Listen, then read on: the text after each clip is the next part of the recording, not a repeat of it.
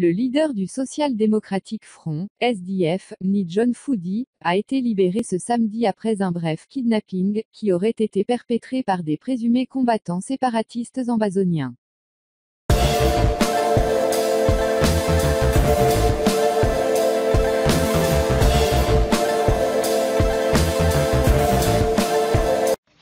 Mais avant tout, n'hésitez pas à vous abonner à la chaîne pour ne plus rater nos prochaines vidéos. Bon visionnage.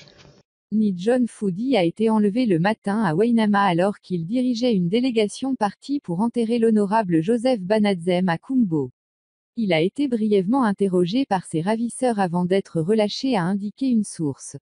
Cependant, des sources proches du parti ont écarté l'idée selon laquelle le président avait été victime d'un rapt, affirmant plutôt qu'il s'agissait d'un « malentendu » entre Ni John Foody et les forces de l'ordre qui a été immédiatement réglé. Denis Nkemlemo, responsable de la communication du SDF, a déclaré que les médias ont déformé les faits sur les événements, mais qu'il ne parvenait pas à démontrer les informations selon lesquelles le président avait été brièvement retenu par les hommes armés.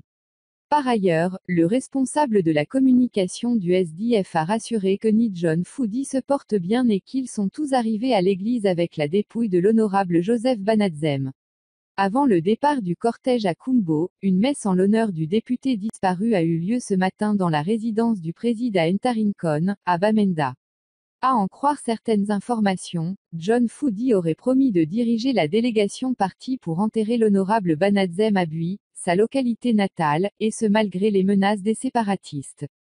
Plusieurs sources ont aussi indiqué que des combattants séparatistes de cette circonscription avaient permis que la dépouille du député disparu soit enterrée dans sa localité natale, dans la stricte intimité familiale.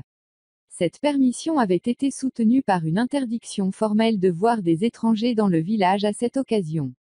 Après l'enlèvement de John Foody, les autorités du parti dans la région du centre ont convoqué une réunion d'urgence à Yaoundé. L'incident d'aujourd'hui intervient une semaine après l'enlèvement du jeune frère du chairman à Bafou.